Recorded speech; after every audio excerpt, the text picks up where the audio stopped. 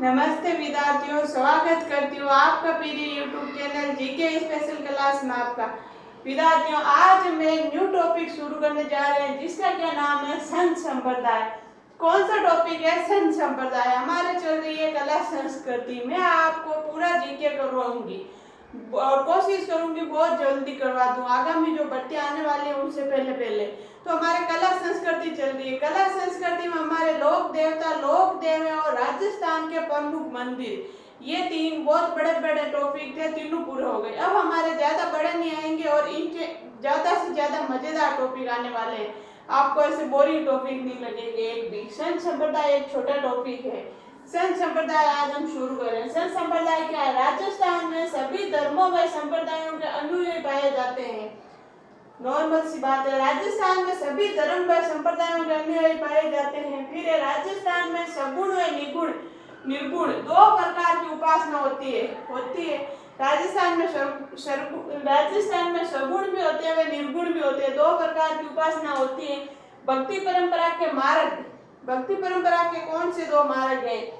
सगुण भक्ति परंपरा, निर्गुण भक्ति परंपरा। कौन से है?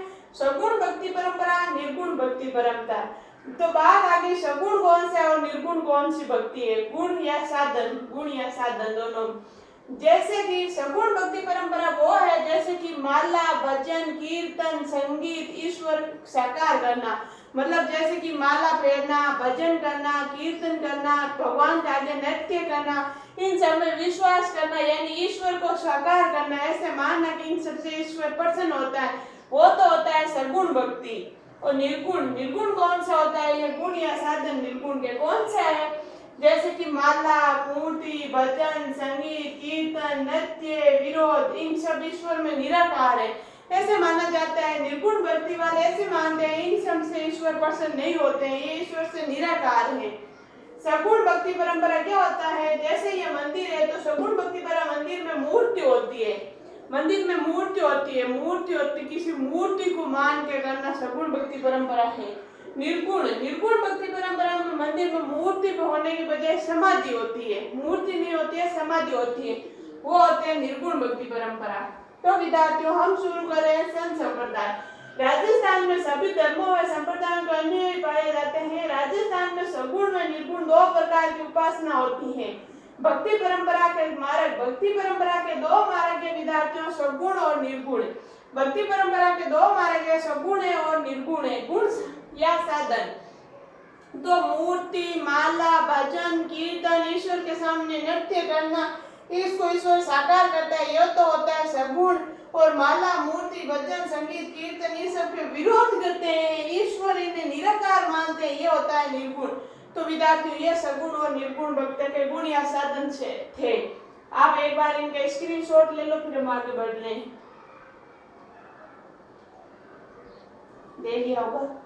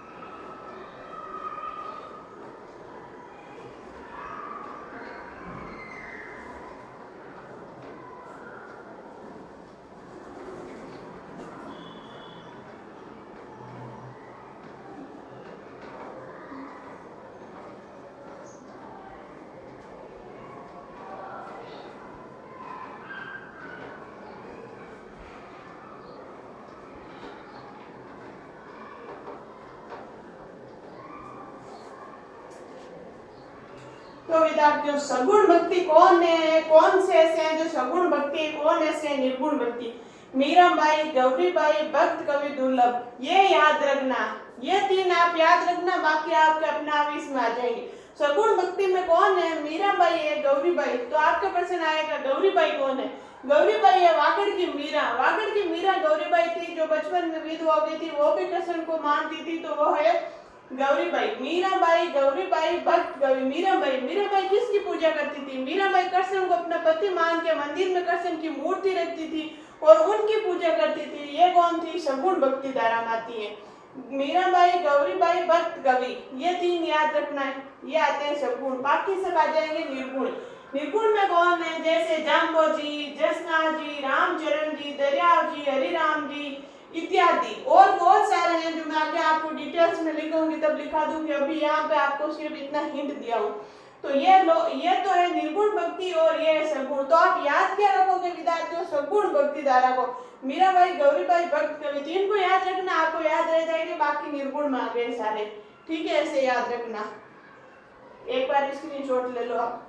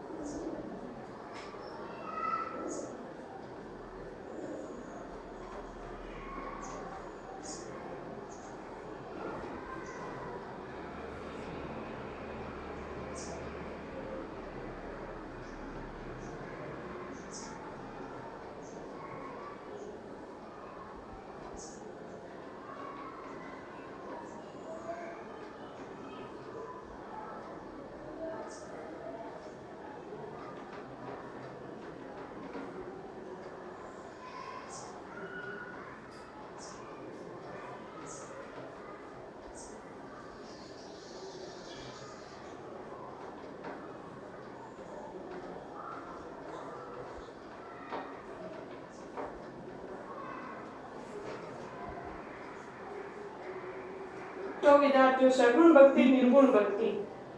निर्गुण का तो यहाँ कुछ नहीं लिखा है, सगुण। सगुण क्या है? वैष्णव संप्रदाय, शैव संप्रदाय, शाक्यति संप्रदाय। सगुण 3 संप्रदायों में बंटा हुआ है। किसमें? 3 संप्रदायों में। निर्गुण निर्गुण बंटा हुआ नहीं है। निर्गुण को आपको मैं ऐसे लिखा दूंगी, कौन जैसे देशनाथ जी, जामो जी ऐसे लिखूंगी तो सगुण भक्ति, निर्गुण भक्ति, सगुण 3 में बंटा हुआ है। 3 संप्रदायों, वैष्णव संप्रदाय, शैव संप्रदाय, शाक्यति संप्रदाय। वैष्णव संप्रदाय कौन कौन से है? रामानुज संप्रदाय, रामानुचार्य। इनके पीठ का नाम क्या है? रामानुचार्य। रामानुज संप्रदाय, रामानुचार्य। वल्लभ संप्रदाय, वल्लभाचार्य। वल्लभ संप्रदाय, वल्लभाचार्य। निम्बारक संप्रदाय, निम्बारकाचार्य। निम्बारक संप्रदाय, निम्बारकाचार्य। गौड़ीय संप्रदाय, मध्वाचार्य। गौड़ीय संप्रदाय का क्या है? मध्वाचार्य। शैव संप्रदाय कौन से होते हैं? जैसे कापालिक, पाशुपत, लिंगायत, कश्मीरक, नाथ संप्रदाय। ये कौन से हैं? शैव संप्रदाय है। तो विद्यार्थियों एक बार इनका स्क्रीनशॉट ले लो आप। सगुण भक्ति धारा 3 संप्रदायों में बंटा हुआ है। वैष्णव संप्रदाय, शैव संप्रदाय, शाक्यति संप्रदाय। और तीनों को वैष्णव कौन से, शैव कौन से, मैं आपको लिखा दिया, आगे डिटेल्स करूंगी। एक बार स्क्रीनशॉट ले लो। ले लिया होगा।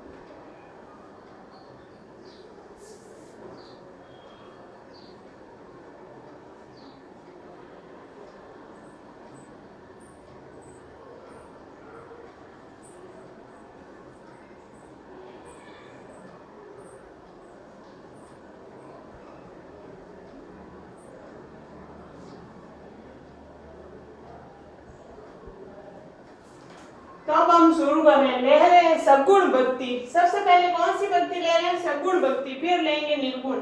सगुण भक्ति क्या होती है आपको मैंने पहले ही बता दिया। ईश्वर का कोई विशेष गुण मानकर उनकी भक्ति करना सगुण भक्ति कहलाती है। ईश्वर का कोई विशेष गुण मान के उनकी भक्ति करना क्या कहलाती है? सगुण भक्ति कहलाती है। ये है सगुण भक्ति। स्क्रीनशॉट ले लो।